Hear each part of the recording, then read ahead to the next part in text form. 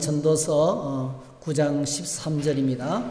13절부터 18절까지 짧습니다. 전도서 9장 13절에서 18절까지입니다. 전도서 9장 13절에서 18절.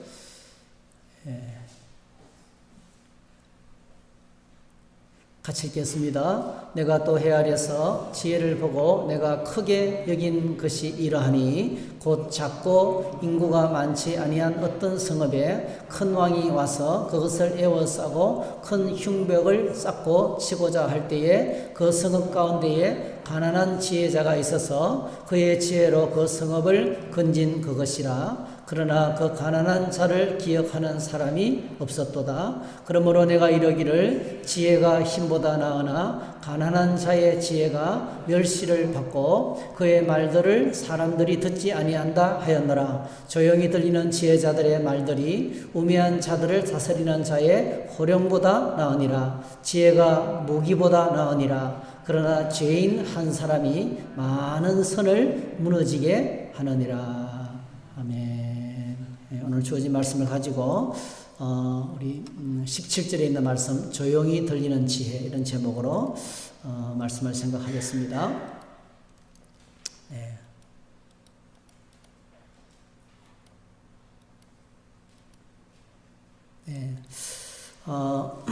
이 전도서는 우리가 계속 지금 읽고 있지만은 근본적으로 이제 제일 큰 주제가 항상 바탕에 깔려 있어요. 그게 1장 2절입니다. 헛되고 헛되니 모든 것이 헛되도다. 이게 세상 모든 것이 헛되다는 그 전제하에 헛되지 않는 길을 저희들에게 제시하고 있어요. 오늘 본문에 소개되는 이 황당한 이야기도 헛된 세상이죠. 이런 일들이 세상에는 많아요. 오늘 본문에 소개되고 있는 오늘 본문에 이제 13절에 보면 이렇게 소개하고 있죠. 내가 또 헤아려서 지혜를 보고 내가 크게 여긴 것이 이러하니 크게 여겼다는 것은 충격을 크게 받았다는 뜻이에요. 이게 이런 일을 목격하고 큰 충격받은 것을 소개하고 있어요. 표준 세번역에서는 크게 충격받은 것 이렇게 소개하고 있는데요. 이제 솔로몬의 가슴 속에 살아있는 실화예요. 그 실화를 이제 세상 헛된 일들 중에 하나를 소개하면서 그럼에도 불구하고 오늘 성도들이 어떻게 살아야 할 것인가를 제시하고 있는 그런 말씀입니다. 그래서 전도서 말씀은 세상 모든 일들은 헛된 것이다.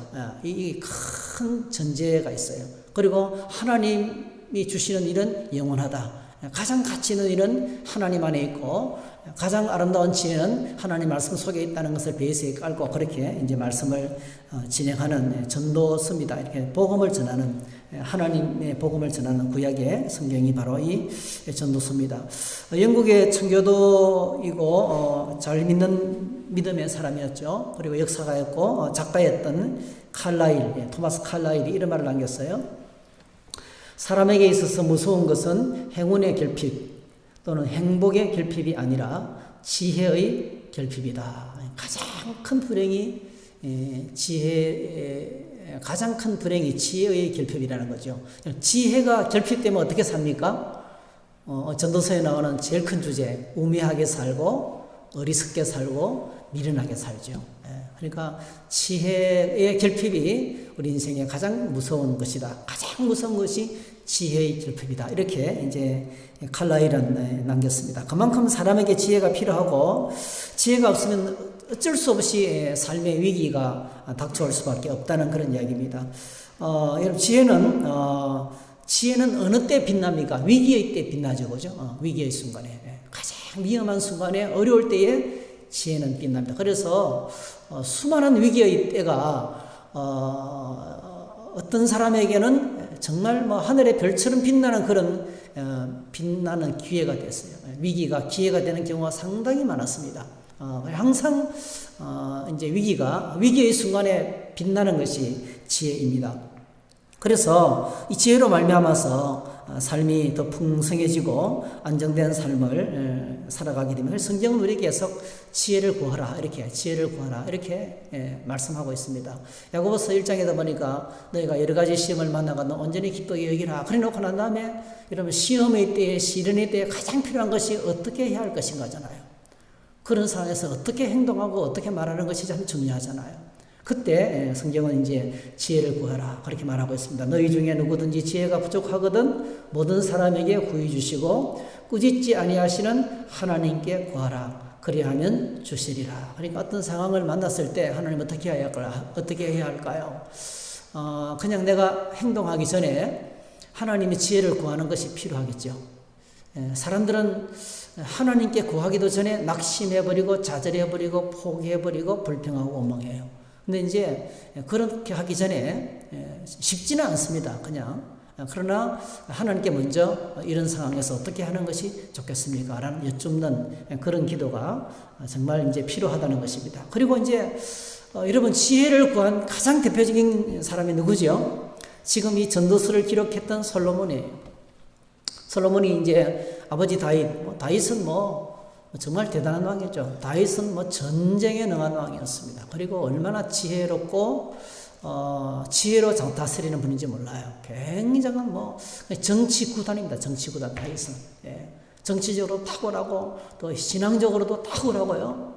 정말 대단한 사람이었습니다. 그런데 이제 솔로몬이 온실 속에서 컸죠. 전쟁도 겪어보지 못하고 정말 아버지가 다 이루는 그 평화 가운데서 이름도 평화예요. 평화. 샬롬. 솔로몬이라는 이름을 가지고 그렇게 이제 왕이 됐는데 왕이 되고 난 다음에 기브온 선당에서 일천번제를 드려요. 자신이 없었던 거예요. 하나님 도와주셔요. 이렇게. 그때 이제 밤의 환상 중에 하나님이 나타나셔서 그러니까 아마 일천번제를 제가 생각할 때는 일천번제 이게 말이 일천번제지요. 여러분 소 1,000마리 제사를 한번 진행을 해보세요. 이게 보통 번제가 아닙니다. 아마 제가 생각할 때는 파김치가 돼서 밤에 깊은 잠에 떨어졌던 것 같아요. 그때 하나님이 찾아오셔서 너 뭐 때문에 이렇게 제사하느냐? 네가 원하는 게 뭐냐? 이렇게 물었어요.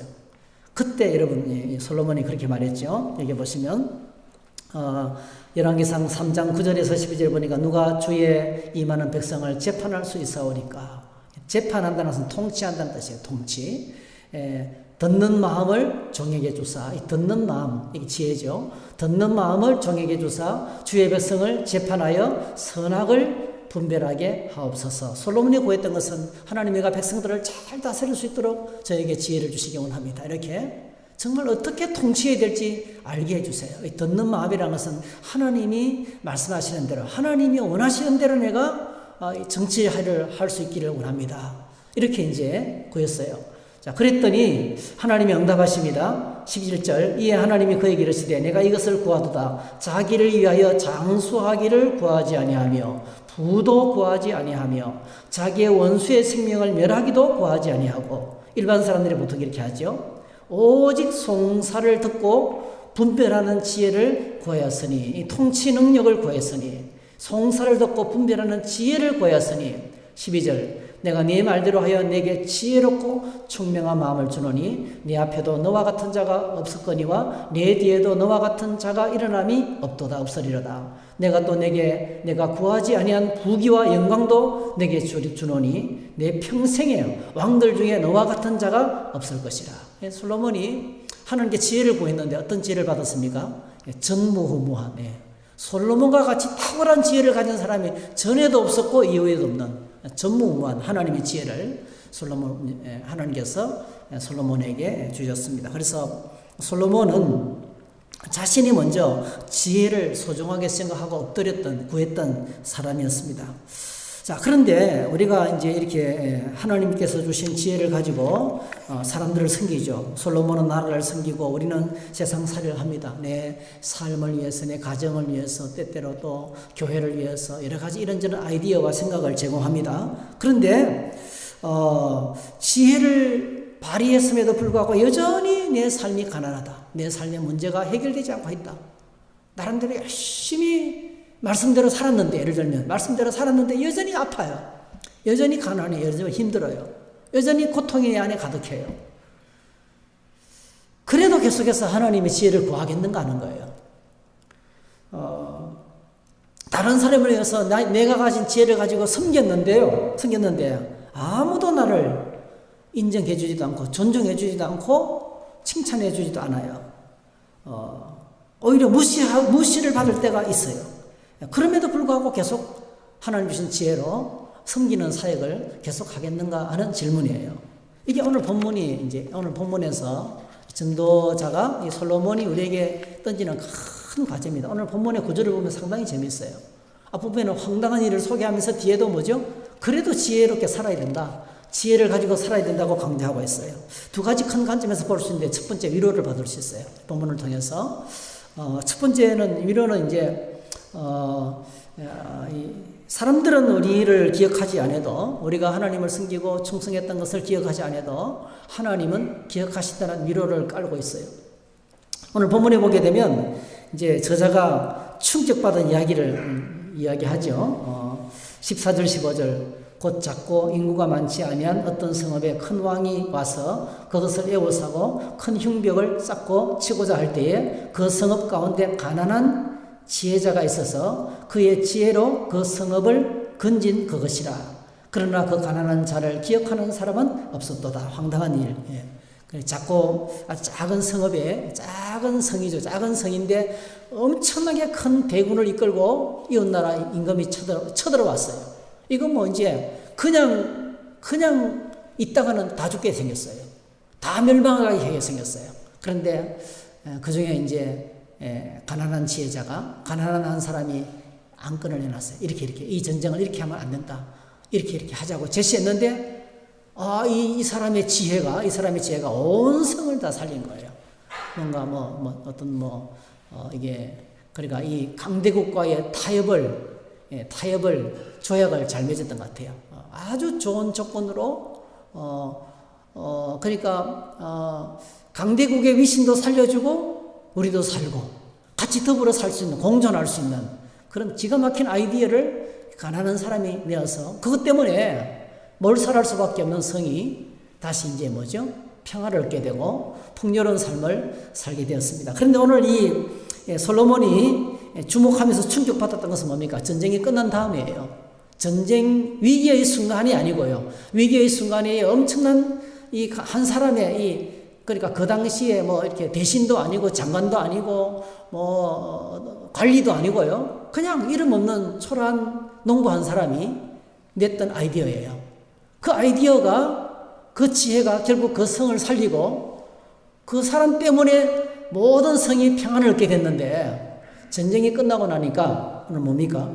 가난하다는 이유로 아무도 그를 인정하지 않고 그를 존중해 주지도 않고 칭찬은커녕 무시하고 이런 이야기를 기록하고 있습니다. 뭐 특정한 시대와 인물은 기록하지 않지만 솔로몬이 이제 목격했던, 자기가 경험했던, 자기가 생생하게 경험했던, 가슴에 그걸 보고 큰 충격을 받았던 한 사건, 아마 그 당시에는 다 누군지 알고 있는 뻔한 사실이지 않겠습니까? 자, 이런 이야기를 기록하고 있습니다. 여러분, 이거는 우리가 늘 오늘도 세상 가운데 많습니다. 죽도록 고생하고 섬겼는데 공치사는 다른 사람에게 다 돌아가고, 수고했던 사람은 아무도 기억해 주지 않는 그런 일들이 오늘도 흔하게 일어나고 있는 이 세상 가운데 우리가 이해할 수 없는 일들이 일어나고 있다는 겁니다. 그래서 특별히 어떤 경우입니까? 오늘 보면 가난한 한 사람이 됐잖아요. 그러니까 사람은 그 사람의 신분과 배경에 따라서 엄청나게 큰 수고를 했는데 무시당할 때가 있고요. 또 어떤 경우에는 신분과 배경 때문에 너무 작은 일을 했는데 크게 상을 받을 때가 있어요. 이게 이제 헛된 일이에요. 오늘 본문에 소개한 헛된 세상이라는 거죠. 이런 일들. 그래서 오히려 오늘 본문에 보니까 호의를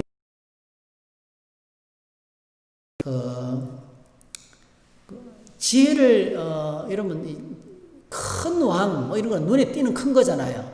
근데 이제 지혜를 안건을 낸 것은 사실은 눈에 보이지 않는 겁니다. 이게. 눈에 보이지 않는 어떤 것들이, 어떤 하나의 그 당시 상황을 모면할 수 있는 어떤 것이에요.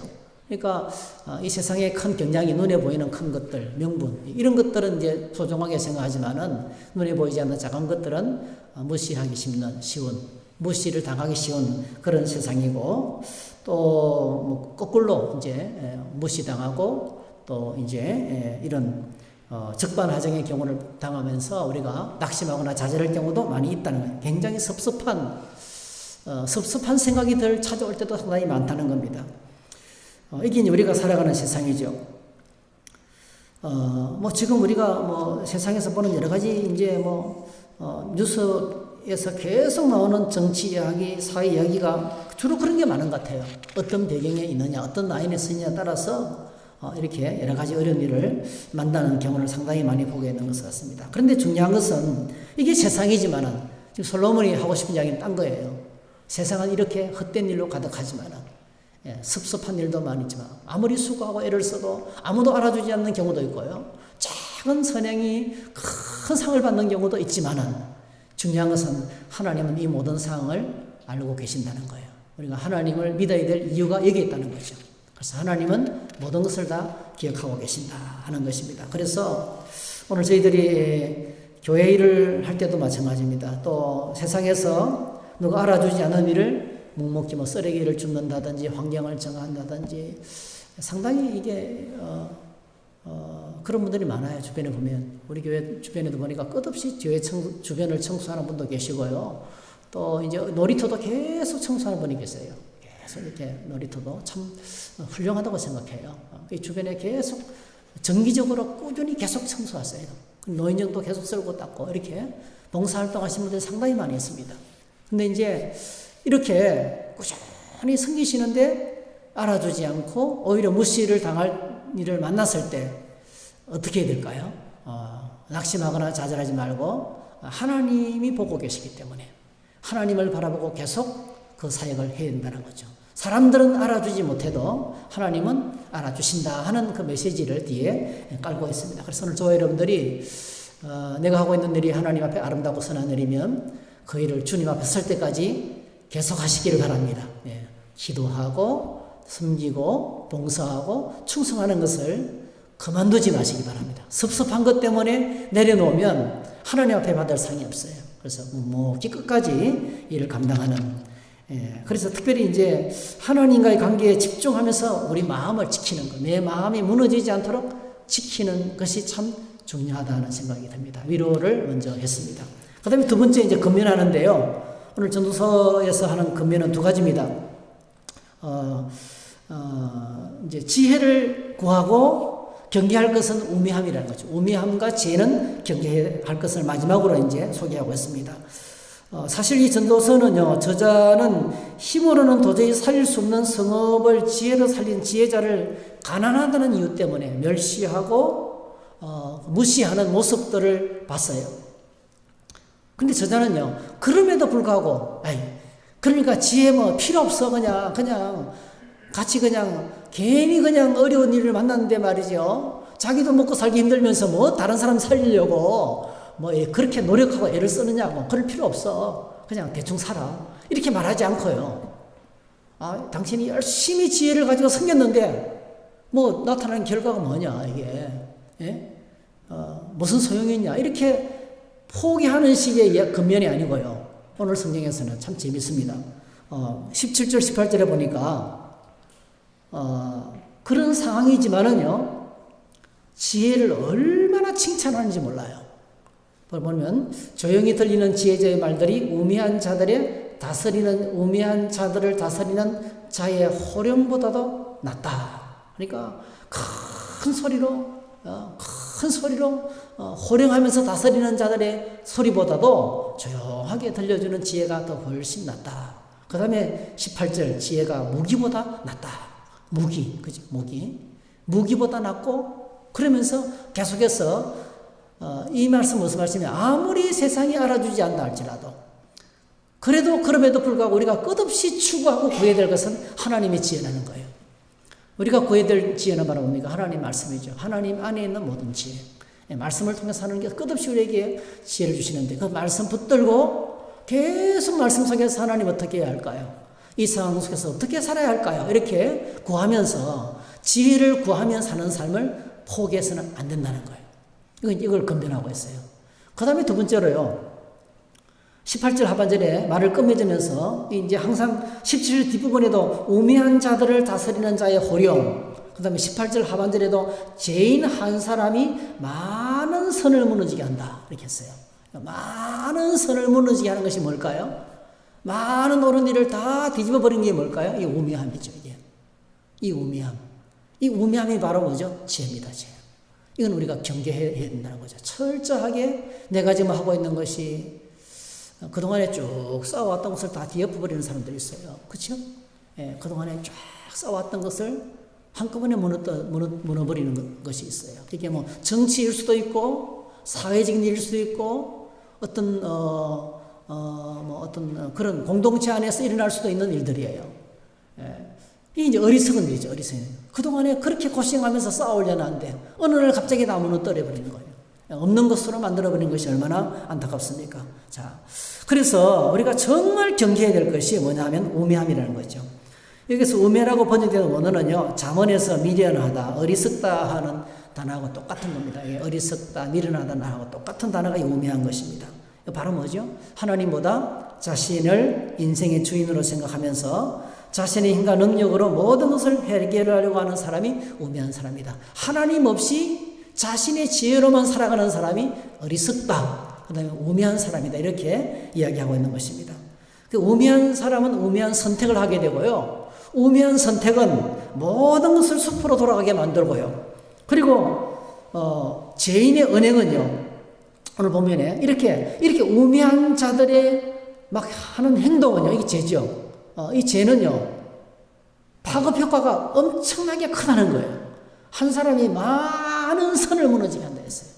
그러니까 이게 죄가 무서운 죄의 파괴력인 것 같아요. 잘못된 것들은 들어오면요. 영향력이 공동체에 큰 영향을 미칩니다. 엄청난 파장을 일으킵니다. 온 나라가 몸살을 앓을 수 있고요. 그리고 또 온 공동체가 고통을 당할 수가 있어요. 한 사람 때문에. 그러니까 적은 수수의 인원 때문에 이 악인과 그래서 죄와 우매함과 이런 허물과 이런 제약들을 철저하게 경계해야 된다는 거죠. 이런 가인과 아벨이 이래서 가인이 이제 아벨을 향해서 나쁜 마음을 품었어요. 그때 여러분 하나님께서 가인에게 다가오셔서 하신 증거가요. 제가 네 문 앞에 엎드리고 웅크리고 앉아있다 했어요. 그거 정말 조심해라. 너 그거 물리쳐라. 너 속에 있는 마음에 무서운 이 웅크리고 있는 사자 같은 죄를 통제하라 했어요. 통제하라 했어요. 근데 가인은 하나님의 경고를 무시했습니다. 그리고 결국 들판에서 아벨을 쳐 죽이고 그는 그 죽이면 해결되는 것이 아니고요. 자기도 쫓겨나요. 예. 미운 사람 한 사람 없애면 똑똑한 사람 한 사람 없애면 세상이 확 달라지고 좋아질 것처럼 보이지만 더 나쁜 세상이 벌어지는 거죠. 그래서 그는 추방을 당해서 유리방황하는 그런 인생이 되고 말았습니다. 그래서 오늘 저희들이 정말 끼어 있어야 될 것은 죄를 경계하고 우리 안에 어리석음을 경계하고 하나님 없이 내 생각과 내 능력과 내 힘으로 살려고 하는 우매함, 이걸 이제 저희들이 경계해야 되겠습니다. 그래서 오늘 저와 여러분들이 우리 안에 내 속에 우리 공동체 안에 있는 소리 없이 스며드는 이 모든 죄와 어리석음이 어떤 것인지를 날마다 말씀 붙들고 깨닫게 해달라고 구하는 그런 기도가 필요하겠습니다. 오늘 말씀을 마치겠습니다. 하나님께서는 우리가 자신과 공동체를 살리는 지혜를 구하고 삶에서 그 지혜를 발휘하기를 원하십니다. 아무리 세상이 나의 수고와 섬김을 잊어버리고 알아주지 않는다 할지라도, 그걸 무시하고 경멸한다 할지라도, 그러나 끝없이 하나님의 지혜를 구하고 그 지혜로 세상을 섬기기를 원합니다. 계속 섬기다 보면은 주변이 변화돼요. 작은 불빛이 모이면 큰 불빛이 되는 것처럼 그렇게 전체 일은 하나님이 하셔요. 내 주변에서 나에게 주어진 작은 일들을 그렇게 꾸준히 해나가기를 원합니다. 특별히 이제 권력과 물질적인 힘보다도 나은 진정한 지혜는 하나님의 말씀에서 찾을 수 있어요. 그래서 오늘 저와 여러분들이 말씀 붙들고 순종하고 끝없이 눈앞의 위기를 지혜로 극복하는 하나님의 사람으로 계속 살아가기를 주의 이름으로 축복합니다. 할렐루야. 기도하겠습니다. 하나님 아버지, 저희들이 이 세상을 살아가면서 공동체 안에서 또 국가적인 문제 속에서 사회생활 한가운데서 저희들이 어리석게 행동할 때가 많았던 것을 고백합니다. 저희들을 용서해 주시기를 원합니다. 날마다 하나님의 지혜를 구하며 하나님의 뜻을 물으며 하나님의 도움을 요청하면서 하나님과 함께 이 어려운 난국을, 어려운 상황을 헤쳐나갈 수 있는 길을 깨닫게 하시고, 또 누가 뭐라 그래도 지혜로 하나님의 일을 섬기는, 주님을 섬기는 신실한 하나님의 사람으로 살아갈 수 있도록 은혜를 베풀어 주시옵소서. 때때로 우리가 마음이 힘들고 어려울 때라도 하나님 놓치지 않고 내 모든 상황을 다 알고 계시는 하나님을 바라보며 위로받게 하시고 계속해서 주의 사역을 감당하는 저희 모두가 되게 해 주시옵소서. 예수님의 이름으로 기도하옵나이다. 아멘. 우리 함께 찬송하고 기도하겠습니다. 486장입니다. 400